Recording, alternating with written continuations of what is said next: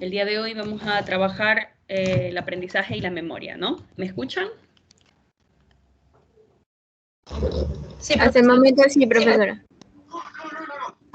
Ah, perfecto, no ha habido ningún... Ya, pues entonces continuemos sobre el tema de hoy. Antes de comenzar, ¿hay alguno que quiera dar una lección, que quiera hacer un acotamiento de esta temática?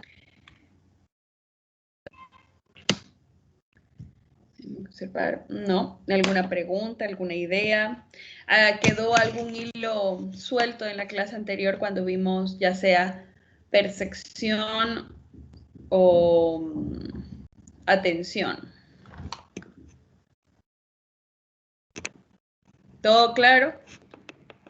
Podemos continuar con el siguiente tema, que es el aprendizaje y la memoria, ¿no? También son dos procesos cognitivos. Acuérdense que en este primer módulo nosotros estamos evaluando, analizando, entendiendo los procesos cognitivos del cerebro. Entonces ya hemos revisado la atención, la percepción, ¿sí? Y ahorita vamos a ver la memoria y el aprendizaje. Bueno, según Ruiz Vargas, en 1994, cuando hablaba de la memoria, le hablaba como la capacidad de adaptación al medio y que es directamente proporcional a las capacidades y a la cantidad de memoria genética en los distintos organismos. El ser humano es la especie con mayor capacidad de adaptación y el hombre requiere de diferentes memorias debido a la diversidad y complejidad de situaciones que se le presentan. ¿Qué nos quiere decir? En esta pequeña introducción nos habla sobre las características del ser humano y cómo estas características del ser humano nos describen su memoria, ¿no? Y que esa memoria de alguna u otra manera es variada. Existen diferentes memorias, diferentes tipos de memoria y diferentes formas de percibir la memoria. Si acordamos, en la clase anterior, cuando estábamos viendo la atención, habían varios tipos de atención según las categorías que se estaban creando, porque, por ejemplo, cualquiera de los subtipos que habíamos analizado eran correctos, solamente que de acuerdo a ciertas especificidades, cambiaban las diferencias de los tipos de atención. ¿Se acuerdan de la atención dividida y la atención selectiva? Había un criterio para desarrollar ese tipo de memoria, ¿no? Habían criterios que eran de acuerdo a la experiencia, criterios que estaban supeditados, qué sé yo, a la forma de la atención, y así sucesivamente pasará lo mismo con la memoria. Al momento de hacer la subdivisión de los tipos de memoria, también vamos a encontrar varios criterios que nos van a situar de manera correcta a estos tipos de memoria, ¿no? Las memorias conllevan un carácter adaptativo fundamental, ¿no? Y están estrechamente relacionadas con los aprendizajes. Frecuentemente ambos conceptos se engloban bajo el término genérico de memoria, ¿no? Pero lo vamos a estudiar por separado para poder entender cada uno de estos dos procesos.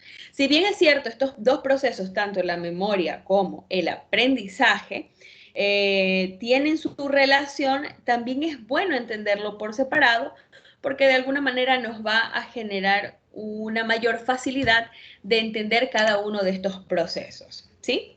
El aprendizaje, en cambio, cuando se habla de aprendizaje, se habla también un poco de esta modificación de conducta y que esta misma sirve para adaptarse a las condiciones cambiantes e impredecibles del medio. Por ejemplo, imaginémonos, si pensemos en la era primitiva, ¿no?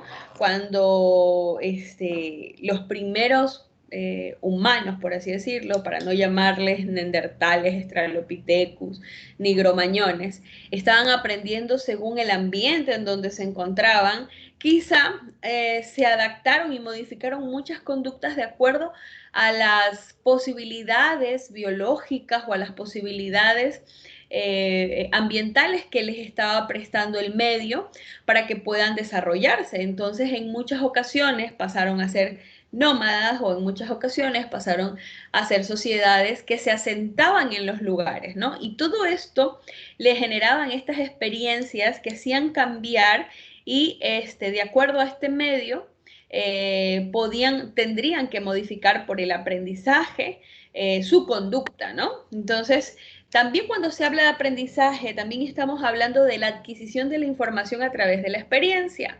No solamente de esta modificación de conducta para poder adaptarme al medio, ¿no? Sino también de esta información que me brinda el medio a través de la experiencia. Imaginémonos en la época primitiva, sigamos con este mismo ejemplo de la época primitiva, pero pensemos aquellos que se asentaron en un lugar árido y frío, a personas que se asentaron en las costas, ¿no? Cada uno de ellos iban adquiriendo informaciones distintas del medio.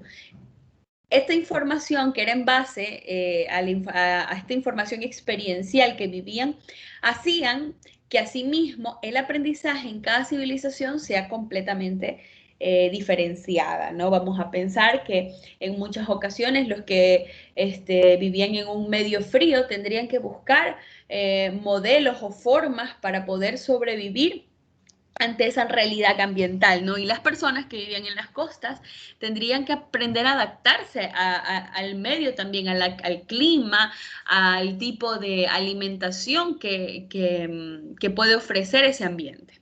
Asimismo, también cuando hablamos de aprendizaje, también estamos hablando de modo principal de la adaptación, de la capacidad de adaptación. También hablamos de aprendizaje con esa capacidad de adaptación de los seres vivos.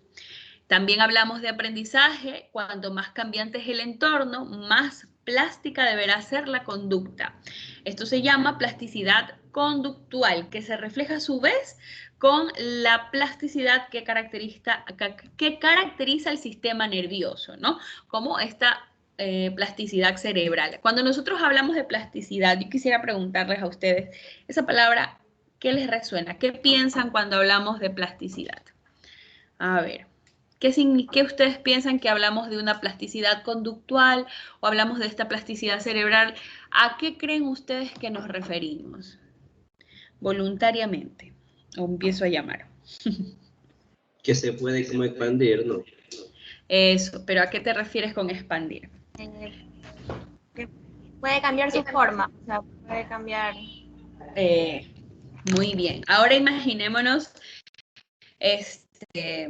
los ejemplos que puse, María Melina.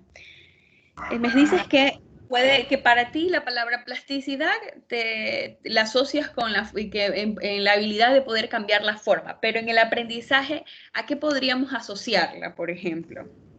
Que podemos, por ejemplo, en lo que usted dijo, una persona puede estar en un ambiente y puede estar en otro. Puede adaptarse a diferentes tipos de ambientes. Eso, muy bien. Por ejemplo, a mayor plasticidad cerebral o a mayor plasticidad del sistema nervioso, vamos a ser mucho más asequibles a los cambios, ¿no?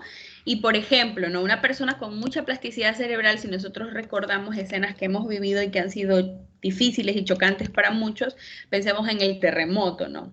Una persona que fácilmente se adapta a un sistema nuevo de vivienda, a un sistema nuevo de convivencia con los demás, imaginémonos los que tuvieron que vivir en albergues, tiene una mayor plasticidad cerebral. Las personas que son más rígidas, les cuesta más llegar a estos niveles que podría ser relacionados con la empatía, con la adaptación, con la supervivencia también. Por ejemplo, quizá en muchas tribus, ¿no? Muchas tribus fracasaron, me imagino, porque eran muy rígidas, porque no tuvieron esa forma de adaptabilidad, ¿no? Y eso es algo que no solamente se ve en la conducta, sino se ve en la célula.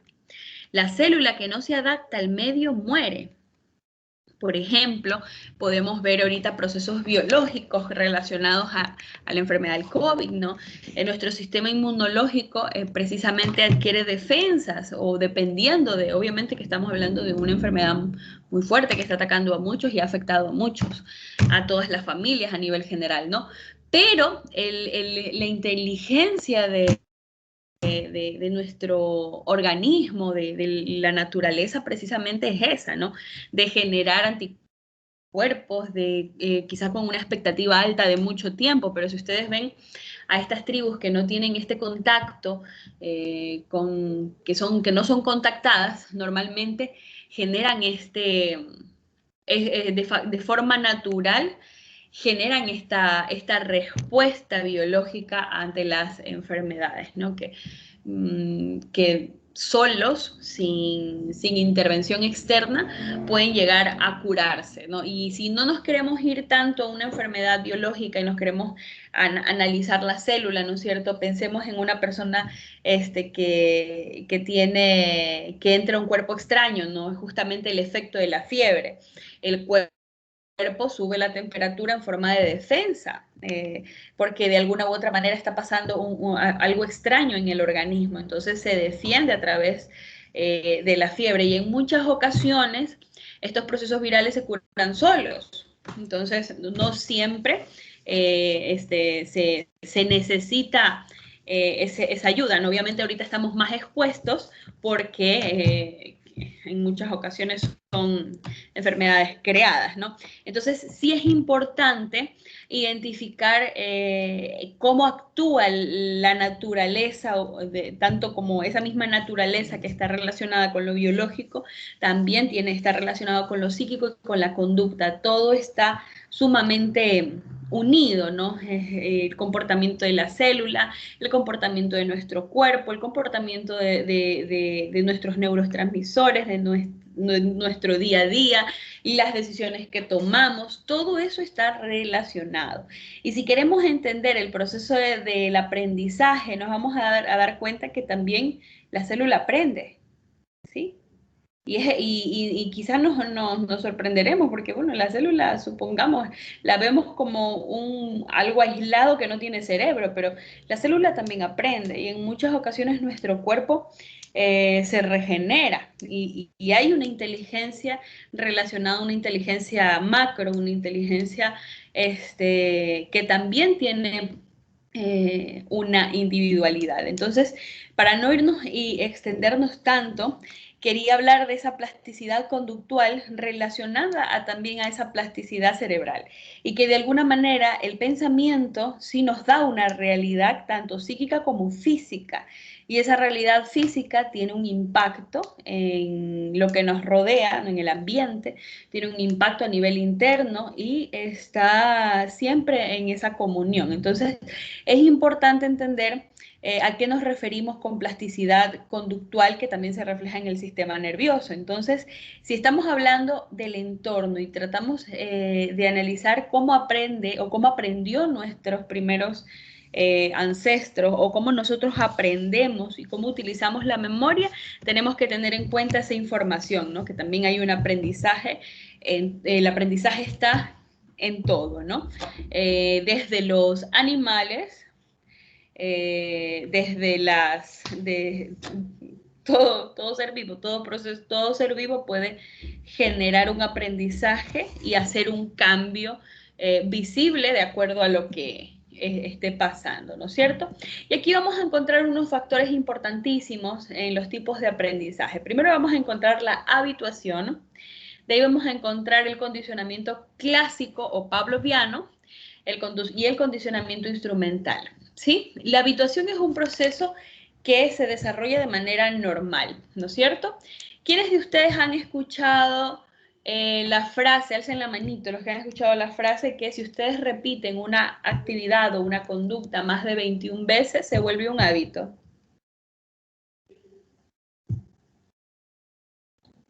Yo, una persona lo ha escuchado, dos. Es algo que lo repiten a veces las mamás cuando quieren que se cepillen los dientes. O cuando quieren que hagan algo, arregle los cuartos todos los días en la mañana, o levántate y tiende la cama, ¿no? Ese tipo de cosas, en muchas ocasiones, la ilusión de nuestros padres, en su tiempo, en el tiempo de la infancia, que ustedes, me imagino que ya todos lo hacen, pero en el tiempo que ustedes estaban generando hábitos a nivel familiar, en muchas ocasiones hay padres que repiten eso, ¿no? ¿Y qué tan cierto es? Es muy cierto.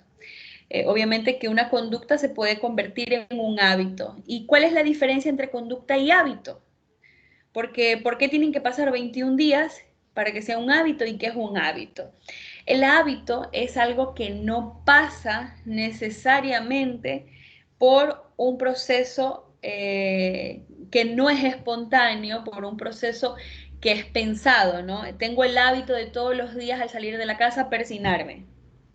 Hay gente que lo hace, ¿no? Tengo el hábito, me imagino, tengo el hábito de antes de dormir verificar que todas las puertas estén cerradas. A ver, chicos, escucho sus hábitos. Vamos a ver, ninguno de esos dos hábitos. Por ejemplo, un hábito mío, yo no me persino cuando salgo de la casa, pero la bendición de los alimentos siempre. Pero eso es un hábito. Otro hábito en las mañanas, ¿no? Que levantarme y lo primero que hago es lavarme la cara. Por ejemplo, Michelle, te escucho. ¿Cuáles son compártenos dos hábitos? A ver, dos hábitos. Dar la oración antes de comer y Ya. pedirle la bendición a mis padres antes de salir. Ya, perfecto. Eso tú no lo haces, es sin pensar, es algo que va de cajón. Si no lo llegases a hacer, quizá te sientas incómoda el resto del día. Muy bien. ¿Quién más? No, siento de que me pasa algo, o sea, como que tengo un mal día o cada vez que salgo a la calle, pues algo me tiene que suceder. Si no, se me pierde el celular, se me cae el dinero, cualquier cosa. Ya, bueno, ahí hay otro proceso que hay que profundizarlo, después se profundizará más, pero ahorita solamente nos vamos a quedar en ese primer contexto de qué es un hábito. Muy bien. Pero sí hay algo ahí más que también tiene que ver con los aspectos internos familiares y bueno, ya en otro momento si es parte del sílabo, ponemos tu ejemplo, Alison. Muy bien, ¿quién más? ¿Qué otro hábito tienen? Ningún, ya. A ver, escucho. Hola, hola. Un hábito puede ser cepillarnos los dientes después de cada comida. Perfecto, perfecto. Eso es un hábito, un buen hábito. Muy bien. ¿Quién más? Un hábito, pero hábito propio, pues vamos hablando allí. Ariana, te escucho. Bueno, el hábito mío es uno que usted había mencionado, que como yo siempre soy la última en dormir, yo siempre verifico si la puerta tiene seguro. Y también otro hábito es cuando yo siempre me levanto y tengo que arreglar mi cama. Eso también podría ser un hábito. Ya, pero muy bien, me parece muy bien tu ejemplo porque aquí yo puedo hacer una pequeña diferencia para que lo identifiquen los demás, ¿no es cierto? Tomando el ejemplo de Ariana Nicole, por ejemplo, ¿cómo yo sé que lo mío es un hábito y no es que si yo no reviso las puertas me retan mis padres, ¿no? ¿Cómo lo diferencio? Por ejemplo, es tan natural, ¿sí? es un proceso tan espontáneo que yo puedo estar haciendo otra cosa al mismo tiempo, como por ejemplo, qué sé yo, quitándome el maquillaje o escribiendo un mensaje de texto y automáticamente estoy al mismo revisando, porque es algo que es sumamente automático, como el hecho de usar zapatillas, ¿no? Eso también es un hábito, ¿no? Una persona que normalmente no puede andar sin zapatos en la casa, ¿no? Si en algún momento espontáneamente, sin necesidad de estar pensando y me tengo que poner zapatillas, ya las tiene puestas. Eso es un hábito, ¿no? Son espontáneos. ¿Qué más? ¿Alguien más que me pueda decir otro hábito? Yo. Muy bien. Te escucho, María. Yo no puedo irme a dormir sin antes haber rezado. Muy O sea, bien. sí. Eso es un hábito. Sí.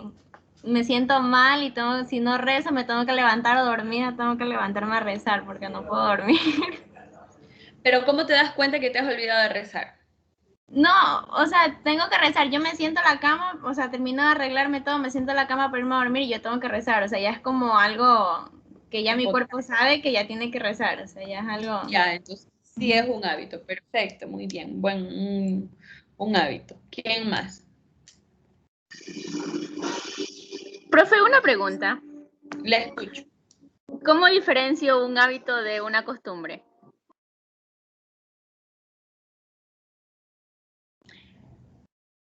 A ver, la costumbre tiene que ver con aspectos sociales y culturales, ¿sí? Y el hábito tiene que ver con la espontaneidad de algo intrínseco particular de su conducta. Por eso es que está el proceso de la habituación, que a eso vamos. Pero sí es muy buena su pregunta. Precisamente, por ejemplo, cuando hablamos de costumbres, están desarrolladas con un contexto social y familiar. Por ejemplo, imaginémonos el rezar de María Melina, ¿no? Que ella todas las noches reza.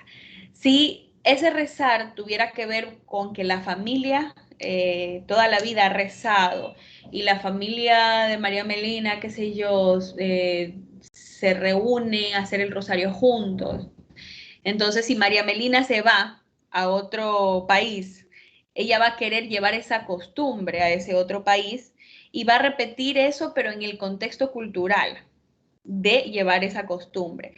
Pero si es algo intrínseco que en su soledad lo hace sin necesidad de que exista, obviamente siempre vamos a estar trazados por el aspecto cultural, pero es algo que traspasa ese aspecto cultural y hablamos de un hábito. No sé si podemos poner algún otro ejemplo. Por ejemplo, el cepillarse los dientes. Ese es un poco más sencillo llevarlo al tema de la habituación. Ya se hizo el hábito porque todos los días, qué sé yo, que el odontólogo le dijo que tiene que cepillarse 3 veces al día y eso es lo correcto. Entonces yo he generado un hábito de esto. Yo puedo hacer de mis costumbres un hábito. ¿Sí me explico? Pero tiene ese contexto cultural. Profesora, ¿podríamos decir que el hábito sería más como algo propio o personal? Claro, pero sí, así como en la memoria y el aprendizaje tienen su choque. O sea, digo, más que su choque, no sería la palabra choque, sino tienen llega un momento en que traspasan la frontera cada uno y se vuelven uno solo, por así decirlo. Obviamente, el más bien sería la causa de cada uno de ellos es distinta. La causa de una costumbre es distinta a la causa que me generó el hábito, pero llega un momento en que se vuelven lo mismo. No sé si allí se podría entender un poco más. Es como cuando les hablábamos del ascenso-percepción, cuando hablábamos del proceso de atención y el proceso de percepción, ¿no? Se puede explicar cada uno porque cada uno tiene sus particularidades, ¿sí? Pero llega un momento en que trabajan juntas, ¿no? Y que también, por ejemplo, una costumbre puede ser un hábito, una costumbre puede ser un hábito, puede convertirse en un hábito. Y un hábito también puede convertirse en una costumbre, porque de allí puede ser que ese hábito, imaginémonos de María Melina, se traspasa a los hijos de María Melina, se traspasa a la familia política y ahí se convirtió en una costumbre. ¿Sí me explico? Entonces sí hay esa conexión entre ambas. La causa de ambas es distinta, pero en algún momento sí rozan en ser lo mismo. ¿Quién fue la que me preguntó? Gema. Gema, usted me preguntó, ¿verdad? No, profe, fue otra compañera. ¿Quién fue la que me preguntó?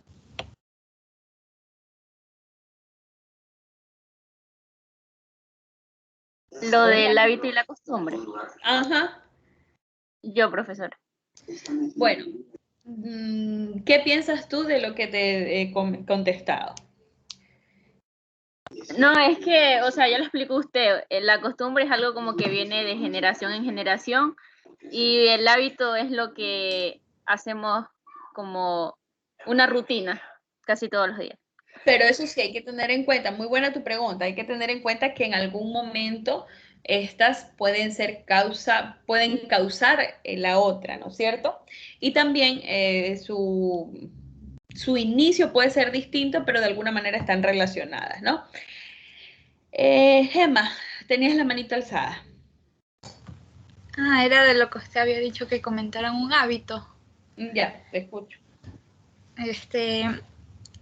Podría ser de mi parte que cada que termino de desayunar o de merendar, voy a dejar el plato y directamente como que ya es un hábito ir a tomar unas pastillas. Sí, de un tratamiento que yo tengo ya desde hace años y Es el mismo Me tratamiento. faltan todavía. Cambiado. Sí, es el mismo, exactamente. Después de Bueno. cada café y cada merienda. Sin darme cuenta, no sé, yo ya he tomado, ya estoy ahí donde están las pastillas.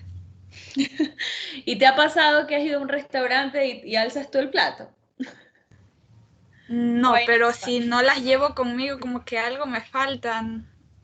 Pero No digo, sé, ahí me me decías siento que raro. tenías el hábito de alzar el plato. Digo que si te ha pasado en algún restaurante que tú te has levantado a alzar el plato del restaurante. Sí, Sí te ha pasado. sí. Entonces sí es un hábito. Sea el contexto que sea, ya genera un hábito Sí, a mí también me ha pasado. Pero bueno, a la final es importante entender qué vendría a ser un hábito, ¿no? Bueno, esta habituación es natural y se da de manera espontánea. El condicionamiento clásico o pavloviano tiene sus particularidades. Yo no sé si a la final ustedes vieron el ejemplo de ¿Así la vieron conmigo? Pues vimos el condicionamiento pavloviano. A ver, un punto, quien me dice qué es el condicionamiento clásico. Sí lo vimos, el de cognitivo-conductual. Les voy a dar una pista, el perro. Ese fue el ejemplo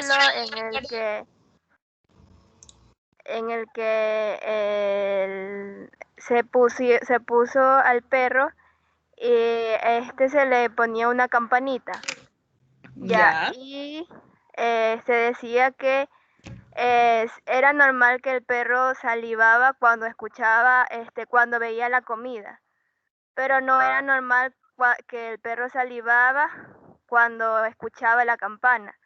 Y en el caso, lo que se logró fue que el perro salive al momento de que se escuchaba la campana sin necesidad de que hubiera la comida.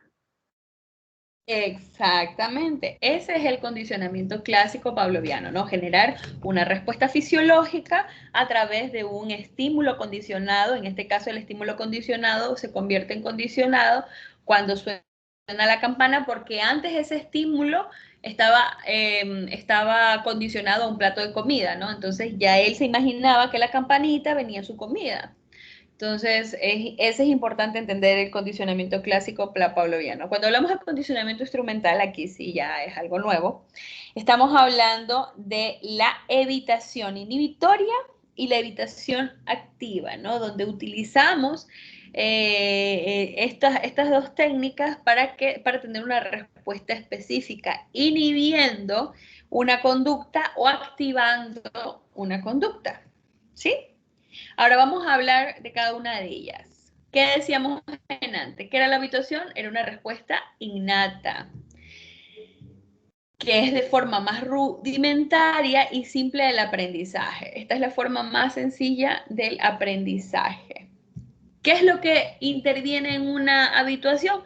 Un estímulo desconocido, o sea, no hay nada que provoque esta habituación. O sea, no hay una respuesta refleja de defensa, ni un estímulo que se repite, no hay ni nada, ni la campanita si queremos ver. ¿Sí? Esto ya lo revisamos en antes. Ahora, vamos a ver los aprendizajes y memoria.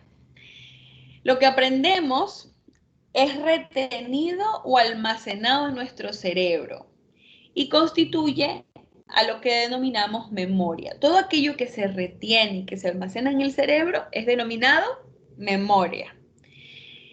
Y existen dos caras de la misma moneda. ¿Por qué? Porque están presentes en muchos otros procesos cerebrales. Por ejemplo, la memoria también está presente en la percepción sensorial, en las emociones, en el lenguaje, etc. Definimos lo que somos y lo que da a nuestra vida un sentido o continuidad. La memoria también es ese almacenamiento y evocación de la información de sus consecuencias.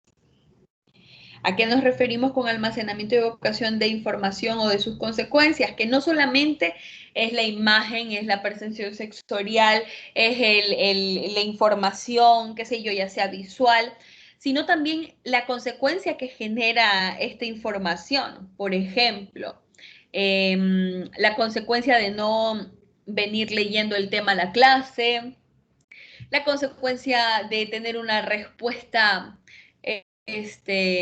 desasertiva. Con ustedes, chicos, nos fuimos a los Áchilas. Sí, profesora. Ya, ahorita que estaba hablando de las consecuencias, ¿se acuerdan de que hay tribus? Yo les comentaba cuando íbamos a la comunidad que hay, por lo menos los Áchilas, como viven en un sector que no es rural, sino viven en un sector, están entre lo rural y lo urbano.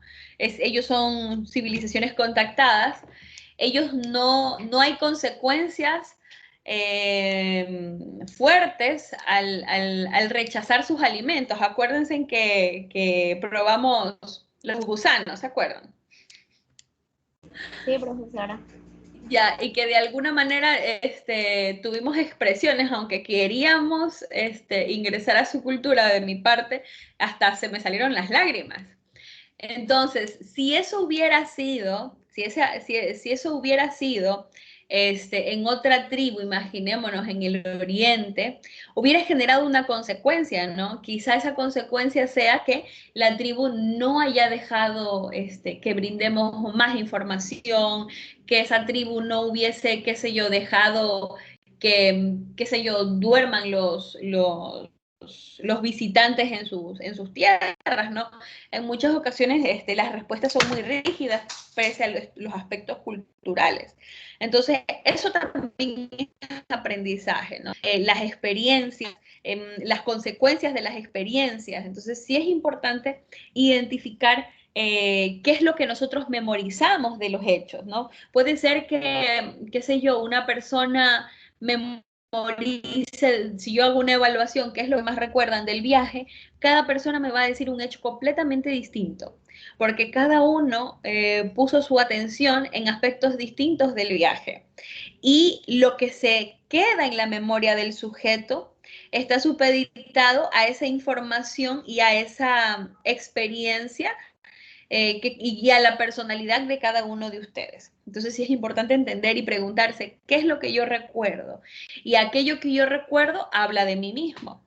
Entonces, también vamos a entender a la memoria como un proceso neurocognitivo que nos permite registrar, codificar, consolidar, almacenar y acceder y recuperar la información.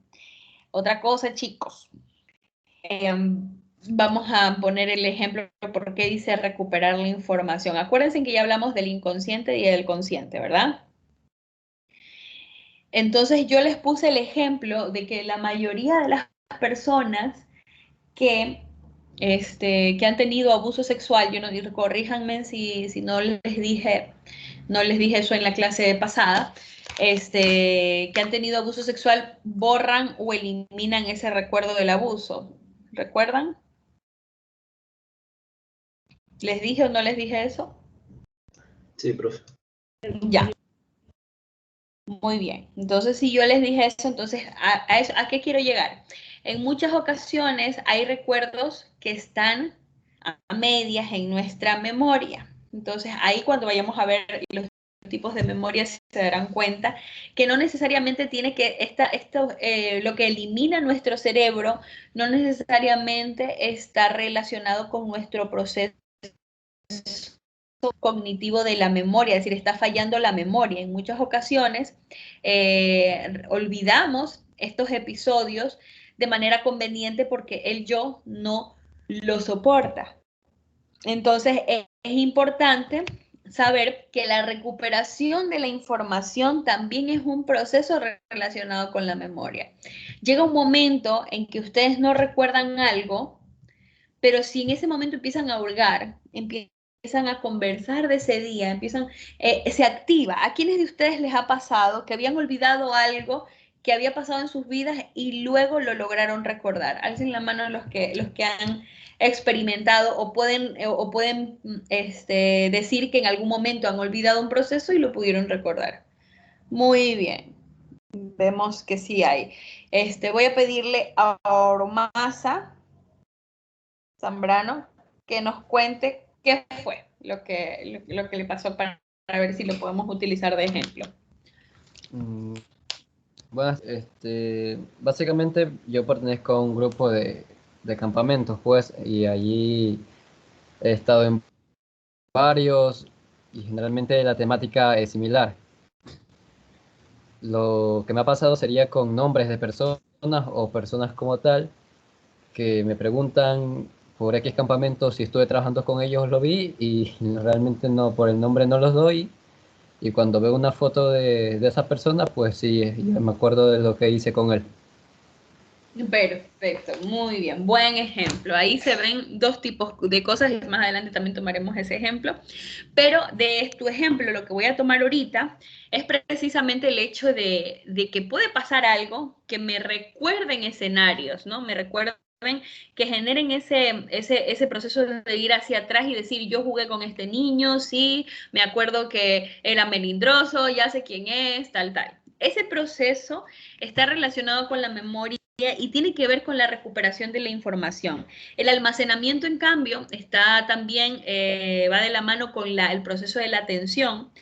A veces consolidar la información, ¿a qué nos referimos con consolidar la información? ¿A quiénes de ustedes les ha pasado que cuando están estudiando y quieren grabar algo a la memoria, hacen un resumen? Están consolidando esa información. O le dicen, escúchame, te explico, y al que está al lado le empiezan a explicar y allí, en el momento que lo explico, me lo aprendo de verdad, ¿no? O lo leo 2 veces para poder consolidar esa información. También codificar la información también está relacionado con la memoria, porque en muchas ocasiones, cuando yo le pongo un código, cuando yo asocio esto con otro aspecto, también estoy desarrollando la memoria, registrando también. Por ejemplo, cuando yo les pongo ejemplos a ustedes y ustedes esos ejemplos lo asocian a una experiencia personal, en ese momento ustedes están codificando, registrando y consolidando. Por eso es bueno generar de la clase una conversación, ¿sí? Porque no solamente es algo que escucho y nada más, ¿no? Cuando yo lo escucho, lo entiendo, lo asocio, lo codifico, lo comparo, lo vivo de manera experiencial con algún suceso que he vivido en mi vida, es mucho más fácil que se grabe y se quede en la memoria, porque lo estoy almacenando no como una lectura, sino como una experiencia, ¿no? Y de ahí, si en algún momento se llega a olvidar, vamos a hacer esa misma tarea de recuperar la información y recordar qué fue lo que dijo la profesora, y ahí en ese momento empieza a generar ese recuerdo, ¿no es cierto? Entonces sí es importante saber cómo esta memoria va funcionando. Ahora, si nosotros vamos hacia la psicología cognitiva, vamos a ver que es una estructura que almacena la información y la recupera cuando es necesario. Eso dice la psicología cognitiva de la memoria, ¿no? La ve como una estructura que almacena información y la recupera solo cuando es necesario. Aquí ya estamos tomando en cuenta los aspectos de personas que borran como provechosamente, por así decirlo, episodios de su vida. ¿Por qué? Porque no son necesarias, porque pueden afectar al yo, porque le pueden causar un trauma más grande, ¿no? Entonces, vamos a poner un ejemplo. Y es un ejemplo quizás fuerte, pero lo voy a hacer igual. ¿Cuántos de los que están aquí presentes, yo también alzo la mano por anticipación, hemos perdido un familiar en este tiempo de COVID?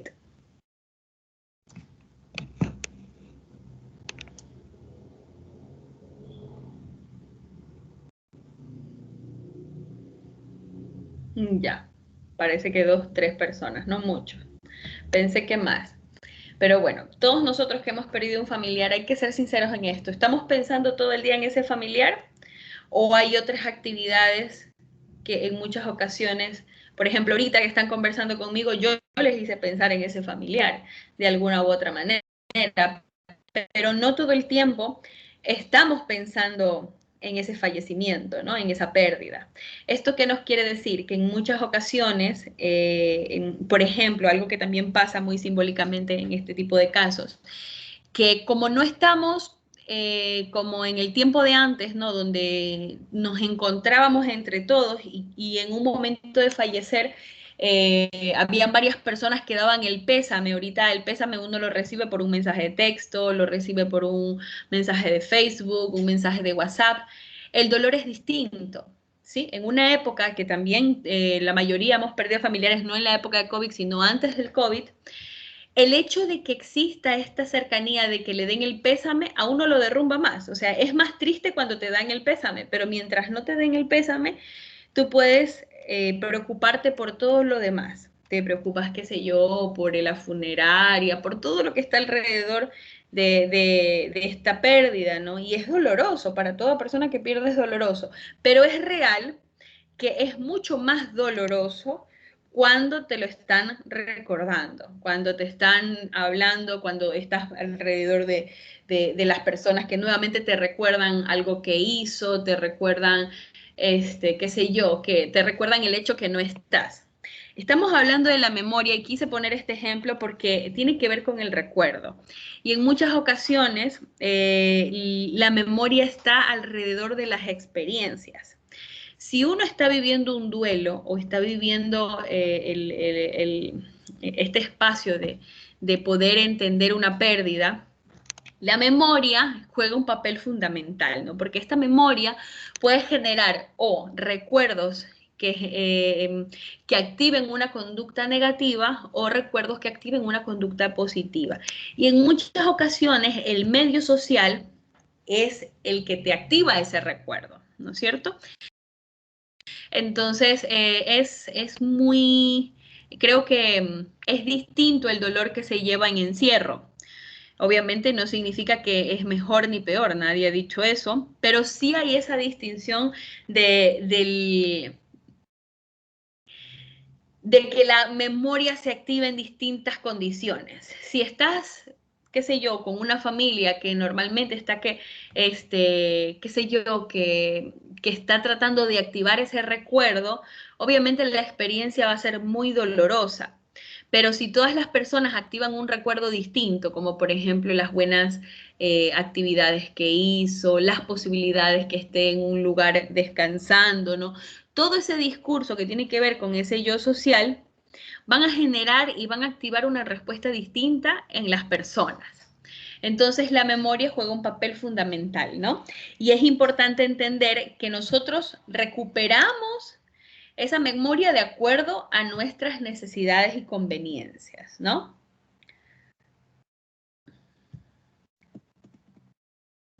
Ahora, ¿qué más podemos decir de la memoria? Podemos decir que es un registro que retiene, codifica y almacena y recupera. Seguimos con lo mismo, esencial para el aprendizaje, obviamente que va a depender de la atención y no es la única que adopta distintas formas que dependen de las estructuras cerebrales distintas. ¿Cómo se forma la memoria? A excepción de las situaciones con alto contenido emocional, las memorias no suelen formarse de modo instantáneo cuando se recibe la información. Es por esto que vamos a incluir los tipos de memoria. Y estos los dos estadios primarios que vamos a encontrar va a ser la memoria a corto plazo y la memoria a largo plazo. Entonces, ¿ustedes cómo pueden evaluar la memoria a corto plazo o una memoria a largo plazo? ¿Quién me dice, de los que están aquí presentes, una de las frases que yo dije al principio de la clase? Se gana un punto.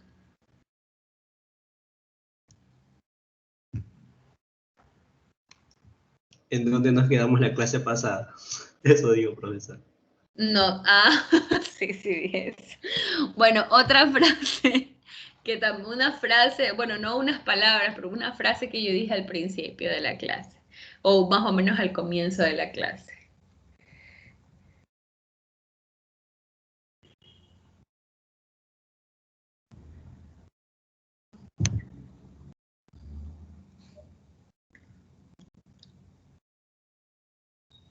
Eso sería memoria a corto plazo. Profesora, ¿no fue la frase de que si, usted mencionó de que si sabíamos o si conocíamos esta frase que decía de que si hacíamos las actividades más de 21 veces se convertían en una costumbre? Sí, esa es la frase. Ya, entonces, eso significa que, bueno, Kevin y Nicole tienen memoria a corto plazo. Entonces, ¿por qué? Porque no ha pasado mucho tiempo o por ejemplo, cuando recordamos textualmente lo que la otra persona nos dijo, sí, y se lo volvemos a repetir, pero tú dijiste esto. Eso significa que yo estoy utilizando mi memoria a corto plazo. Si esta persona no recuerda lo que dijo hace un momento, significa que tiene problemas de memoria a corto plazo. La memoria a largo plazo, estamos hablando de sucesos que han pasado en la infancia, sucesos que han pasado en la juventud y que esta persona tiene minuciosidad en el momento de recordar aquel evento, ¿no? ¿Quiénes de ustedes recuerdan algo que ni sus padres y sus hermanos recuerdan con tanta claridad? ¿A quién le ha pasado eso? Que han sorprendido a sus familiares contando o hablando de algo que había pasado hace mucho tiempo.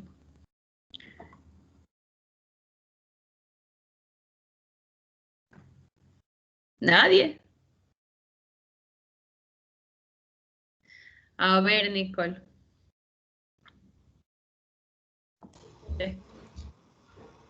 Sí, hace un tiempo estábamos hablando de un viaje al que habíamos ido y yo mencioné muchos detalles que de mi familia ni siquiera recordaba, entonces sí, se quedaron muy asombrados por eso.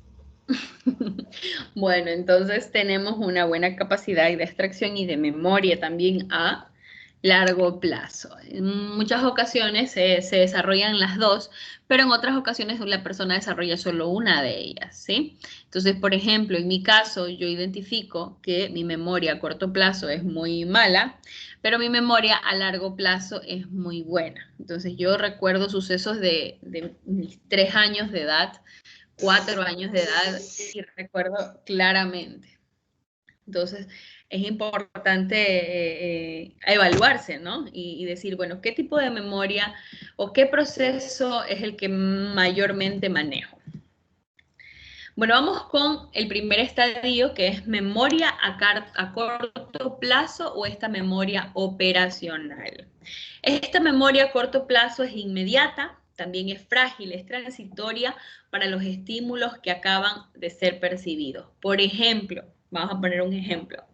Cuando ustedes estudian para el examen y estudian un día para el examen de mañana y pasa una semana y se olvidaron. ¿Les ha pasado? Alcen la mano los que les ha pasado que estudian para el siguiente día, pero después de una semana se olvidaron de toditito.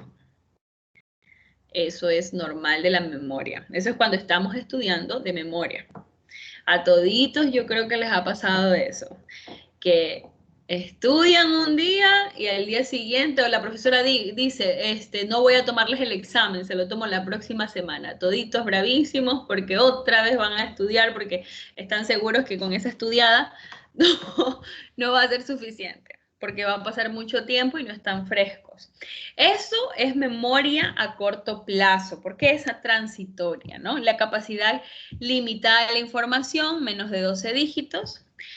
Esto también es importante entender cómo también esta memoria, la característica de esta memoria, ¿no? Que cuando se utiliza la memoria a corto plazo, en muchas ocasiones son con cosas específicas. Por ejemplo, cuando ustedes les manda un código el celular, ¿no? Y que tienen que poner ese código en una cuenta digital o tienen que hacerlo en imaginémonos, están creando ustedes una cuenta en línea y les va a llegar al teléfono un código de 4 dígitos o de 6 dígitos y eso lo puedo memorizar a corto plazo. Pero si yo les vuelvo a preguntar en unos 20 minutos o media hora que me vuelvan a decir ese código, ya se olvidaron, ¿no? Entonces, eso pasa con este tipo de memorias cuando que lo máximo de tope de esta memoria a corto plazo es de 12 dígitos en la normalidad. Por ejemplo, cuando ustedes tomen el Mini Mental Test, que ese es un test que es importantísimo para poder entender estos aspectos de la memoria a corto y largo plazo, van a ver que dice, repita, perro, manzana, gato. Y bueno, de ahí continúan haciendo preguntas y más abajo le dicen, ¿cuáles fueron las 3 palabras que usted dijo? Y tienes que decir perro, manzana, gato, ¿no? Obviamente si no te acuerdas es porque ahí quizá haya un deterioro en una de las memorias, ¿no es cierto?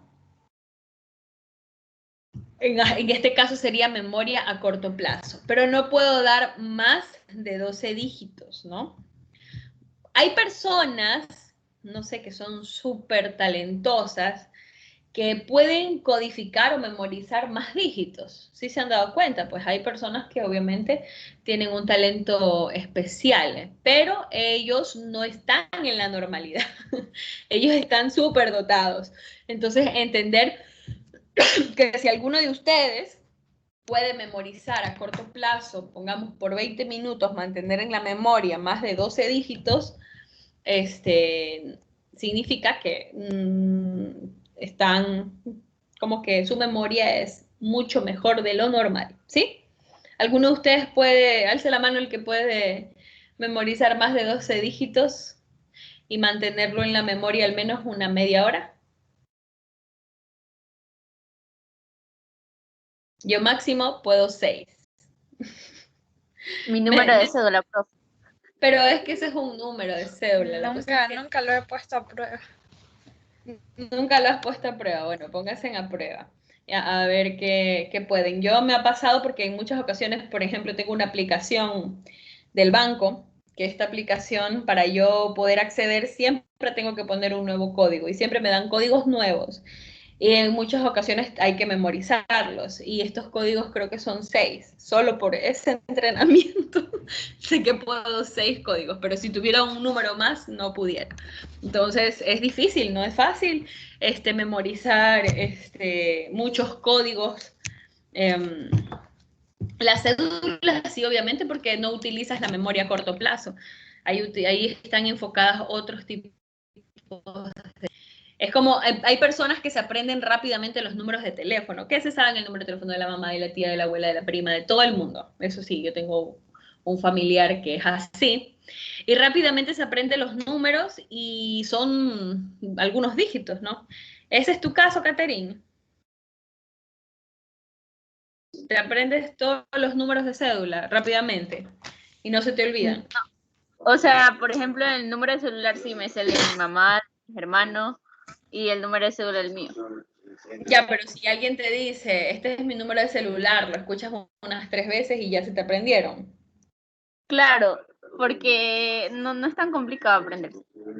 Ah, mira, bueno, interesante. Eso es positivo, es una habilidad desarrollada desde la memoria.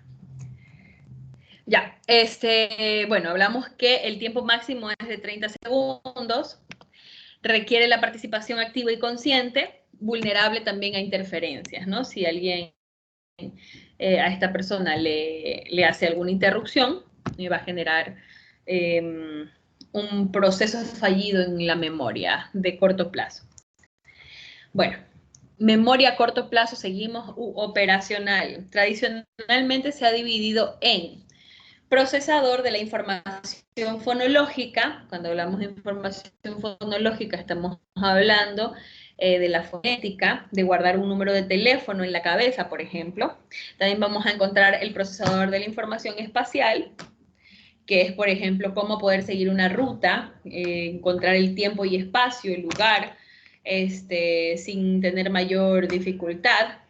Y el sistema ejecutivo, que se encarga de los recursos necesarios para la atención. También vamos a encontrar la información que se olvida fácilmente, aunque si se utiliza repetitivamente, se puede activar los mecanismos que constituyen el soporte físico del siguiente estadio, que es la memoria a largo plazo, ¿no? Ya podemos ver que si es una información que se puede olvidar, en este caso se activan los otros mecanismos y ya estaríamos hablando de la memoria a largo plazo. Entonces, es importante entender esta formación fonológica, ¿sí?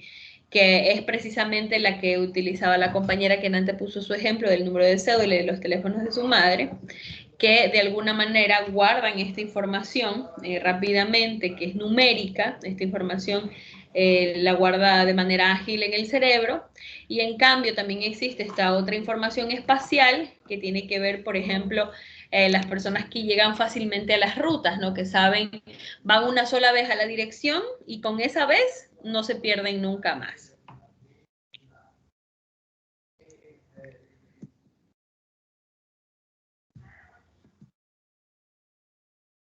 Bueno, vamos con el segundo estadio, que es la memoria a largo plazo. En esta de aquí, el sistema cerebral para almacenar gran cantidad de información durante un tiempo indefinido, se considera estable y duradera. En este caso también es poco vulnerable a las interferencias porque es permanente, ¿no? En muchas ocasiones ustedes pueden tener una interrupción, pero van a seguir con la misma información, ya sea que quieran expresarla o que quieran retenerla, ¿no? Aprender es un intento de almacenar la información en la memoria a largo plazo. Vamos a ver aquí la consolidación de las memorias, ¿no? Se consolidan a través de estos procesos. Y estos 3 procesos importantes en la formación de las memorias son, el primero es la selección, ¿sí? Porque recibimos informaciones constantemente a través de nuestros sentidos, pero no memorizamos todas. Y aquí encontramos la participación del hipocampo y la amígdala. No todo lo que vemos en el día lo guardamos, no todo lo que observamos lo tenemos en la memoria. Acuérdense cuando yo les dije, si yo les preguntase a ustedes qué recuerdan del viaje a los Áchilas, cada uno me va a decir algo completamente distinto. ¿Por qué me va a decir algo distinto? Porque su amígdala y su hipocampo estaban participando de manera distinta, de acuerdo a sus experiencias, de acuerdo a su personalidad, de acuerdo a sus deseos, de acuerdo a sus intereses, ¿no? Entonces, es importante identificar cómo el cerebro genera esta selección, ¿no? Es una elección personal, individual y que de alguna u otra manera va a ser distinta.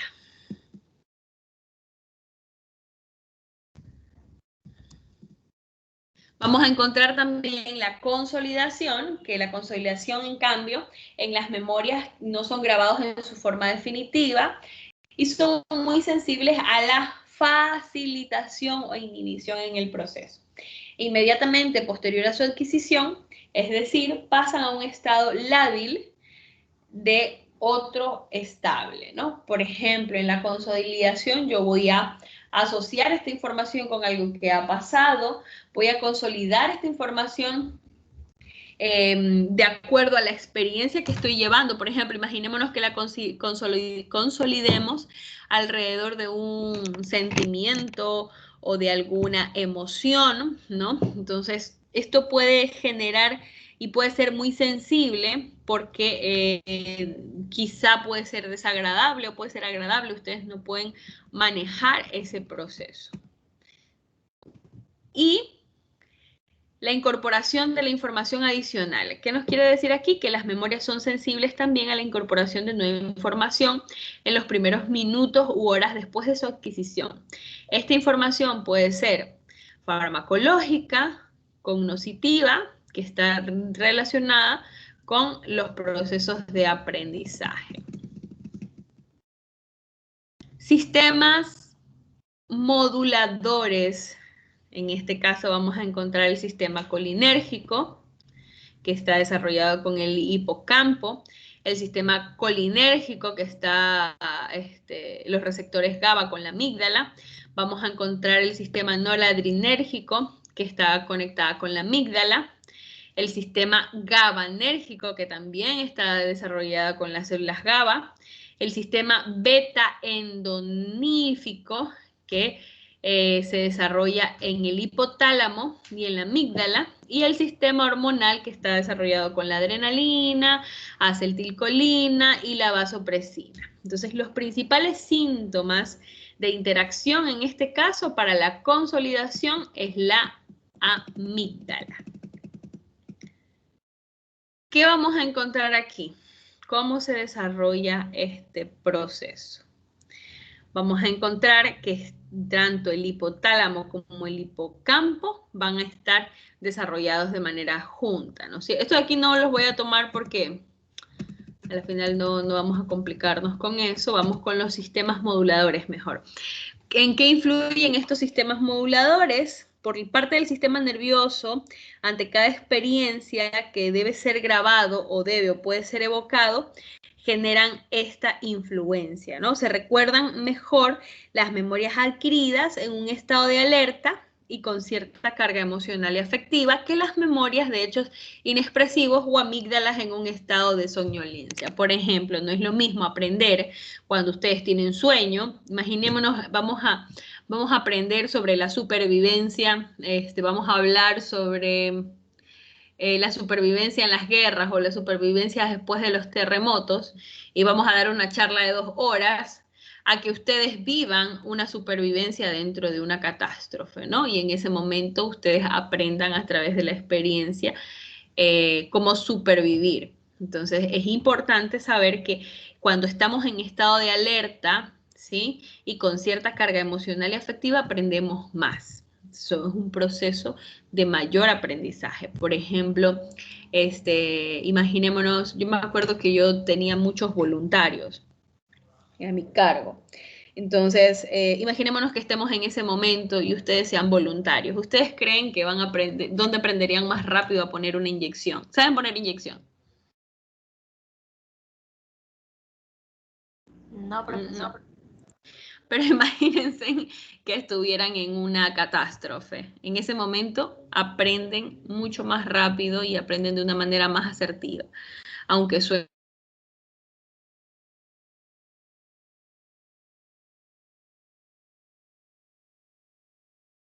un estrés, se aprende. Hola, hola. Hola, profesora.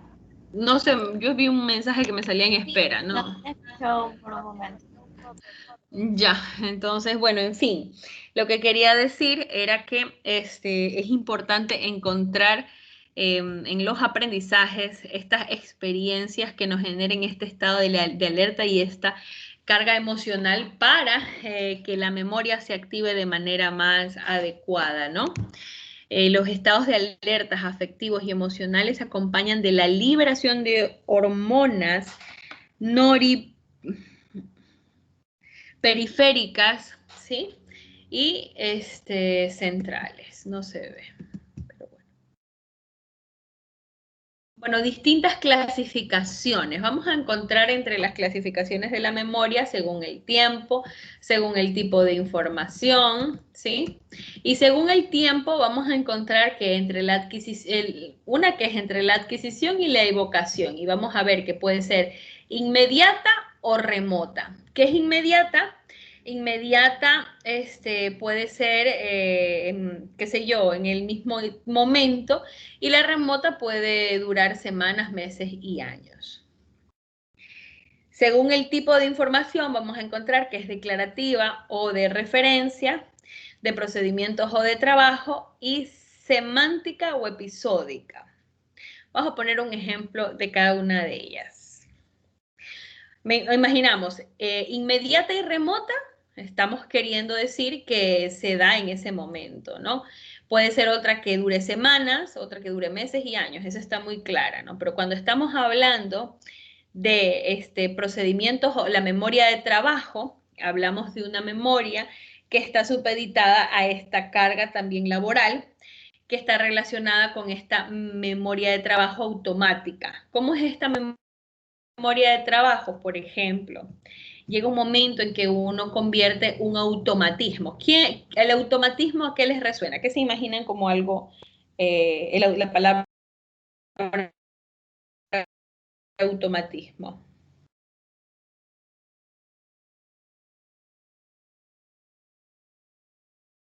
No, nunca han escuchado esa palabra, automatismo. Por decirlo así, podría decirse que es una acción predeterminada que se realiza Sí, sin poner mayor cargo de conciencia o algo así. exacto, estamos casi mismo. Y así mismo es esa memoria de trabajo a través de una, por ejemplo, si han visto a las personas empacadoras de pescado o que descaman pescado, o ¿ustedes han ido alguna vez a comprar pescado? Nadie ha ido a comprar pescado. Sí. Ya se han dado cuenta, te pregunto, Gemma, ¿alguna vez has descamado un pescado tú? Sí, con mi mamá. Ya, ¿cuánto te demoras tú en descamar un pescado? Solo uno, como un poquito más de 5 minutos. Más o menos uno. ¿Y cuánto se demoran los que descaman pescado? Como en menos de 3, 2, menos todavía. Segundos. Chas, chas, chas, chas. No, minutos. Sí. Sí, son sumamente rápidos. Y ahí lo mismo pasa con los pollos, ¿no? Si las mamás de ustedes las ponen a despresar un pollo, se van a demorar más o menos despresando el pollo, viendo que no se coman el hueso y cosas por el estilo. O sea, que no le corten al pobre hueso y dejen ese estofado medio raro, ¿no? Entonces, ¿qué pasa si ustedes van a un carnicero? El carnicero hace en 10 segundos ya despresó sin exagerar, 11, 10 segundos, despresó un pollo entero, mientras uno se demora algunos minutos. Entonces, ese automatismo está relacionado con esa memoria de trabajo, ¿no? Vamos a encontrar la semántica y la episódica, que también tiene que ver de acuerdo al procesamiento, ¿no? A estos episodios, ¿no? Que esta memoria solamente se activa por episodios. Aquí estamos hablando sobre los tipos de memoria, ¿no? A largo plazo vamos a encontrar toda esta subdivisión y a corto plazo vamos a encontrar la memoria operacional. A largo plazo vamos a ver la declarativa explícita y vamos a ver también la no declarativa explícita instrumental, donde vamos a encontrar a memoria a largo plazo los hábitos y las habilidades, ¿sí? También vamos a encontrar el reflejo no condicionado, el reconocimiento inmediato de alguna actividad y la asociativa o condicionada, que vendría a ser la pavloviana, ¿no es cierto? También vamos a encontrar la preceptual y la conceptual, que está relacionada con los aspectos que hemos visto, ¿no? Que puede ser con palabras, letras, que está desarrollado el concepto, y vamos a encontrar la preceptual, que está desarrollada con los preceptos, que son experiencias que pueden estar relacionadas con lo visual, con lo táctil, con lo afectivo, etcétera, ¿no? Vamos a encontrar la declarativa explícita y vamos a encontrar la reciente y la remota, como antes decíamos.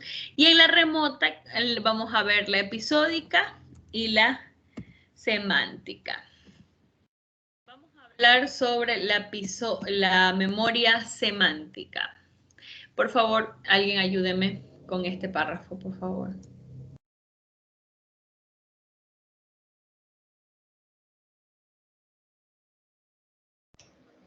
Memoria semántica. Conocimiento del mundo, nombres de personas, de cosas y su significado. Sí. En este sentido amplio, puede residir en las múltiples y diversas áreas de la corteza relacionadas con los diversos tipos de conocimiento. Los lóbulos frontales intervienen en su activación para recuperar la información.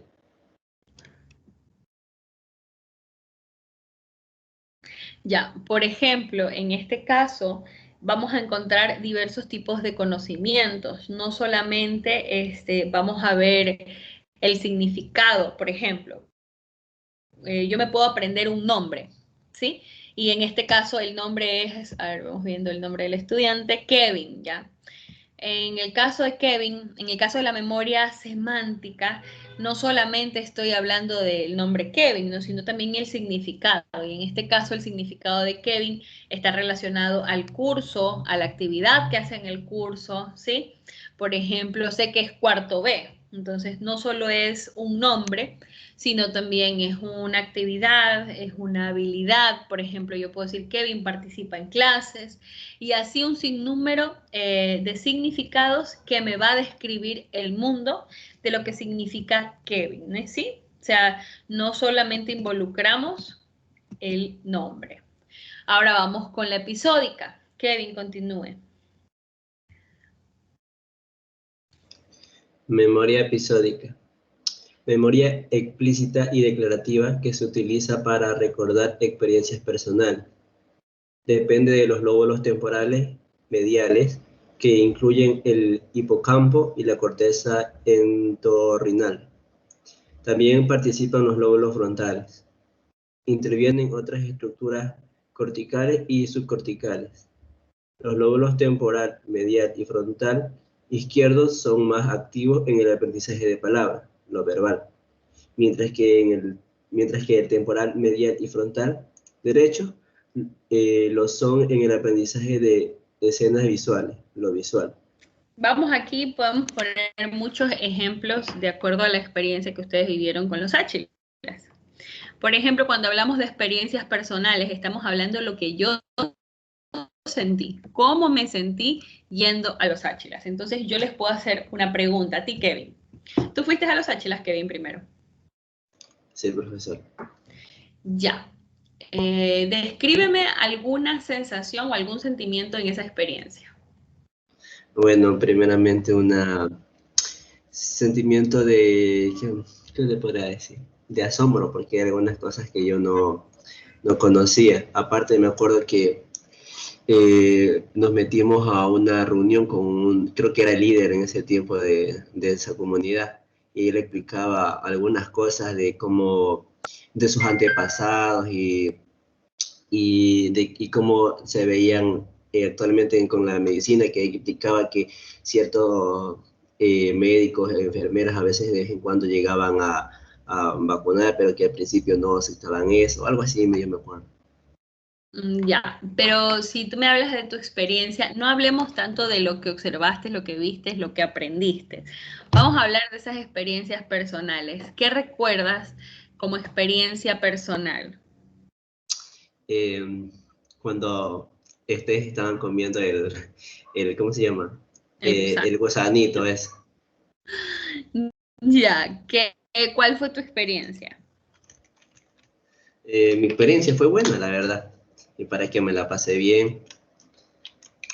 Ya, mira, por ejemplo, voy a poner ejemplos para poder entender cómo trabajan esos lóbulos, ¿no? Por ejemplo, cuando nosotros nos quedamos con las palabras del chamán, cuando tú me estabas diciendo de lo que aprendiste, de las palabras del chamán, estabas que te sentiste bien, que entraron a un lugar y todo lo demás, está desarrollado en lo verbal, ¿no es cierto? Vamos a encontrar ahí que el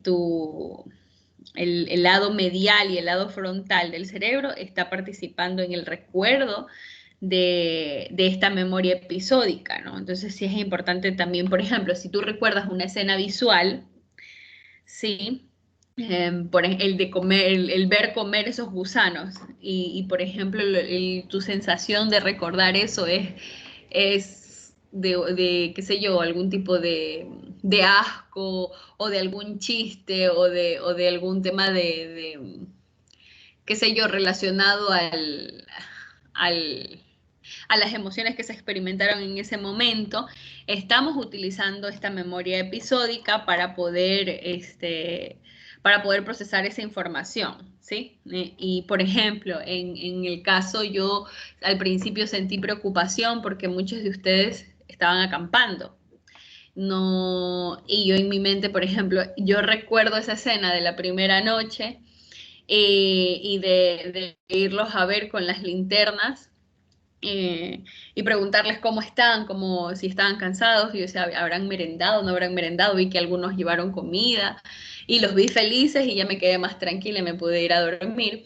Esa sensación está alrededor de escenas visuales. Por ejemplo, en este caso también es episódica porque estoy recordando mi experiencia personal que estaba relacionada en este caso con la preocupación, con la incertidumbre, con la alegría también. Entonces, son aspectos que podemos analizarlos desde esta memoria episódica. En muchas ocasiones, esta generación millennial, arcoíris, etcétera, está más enfocada en recordar desde su memoria episódica, ¿no?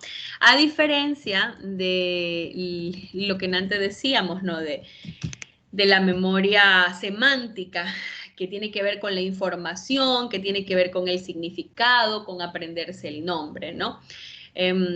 Quisiera, por ejemplo, en mi caso, yo tengo mi memoria episódica es buena, yo tengo una buena capacidad de memoria episódica, pero mi memoria semántica es compleja. Entonces voy a preguntarles a ustedes, ya identificando aquí estas dos, alcen la mano los que consideran que tienen más memoria episódica.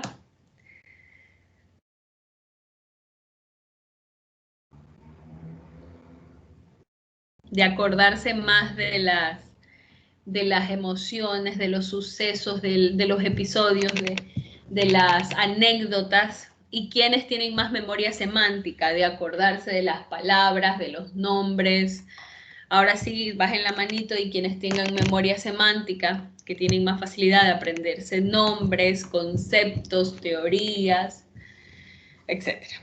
¿Quién tiene memoria semántica? Todos en un porcentaje menor que el episódico, ¿ya? Porque nadie me ha levantado la mano. Bueno, chicos, ahora vamos con la memoria explícita o declarativa. Continúe.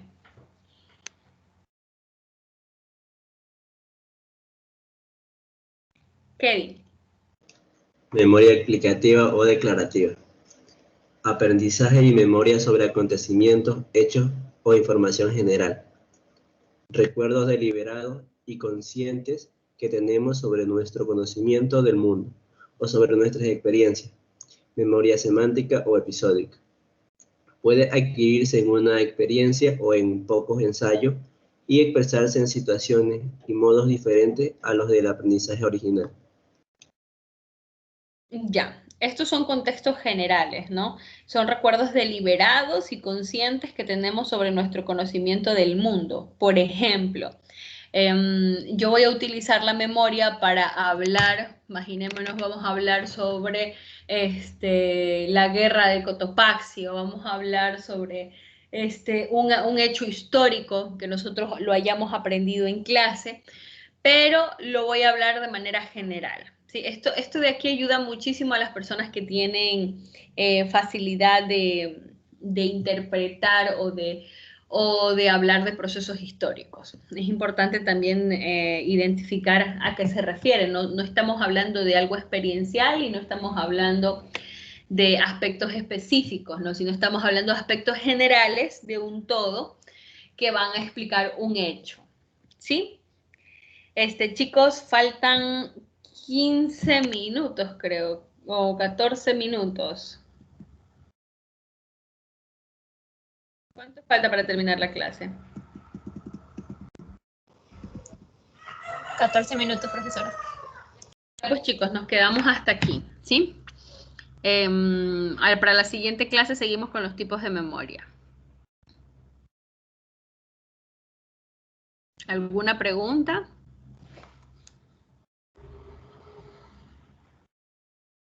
Tenemos hasta las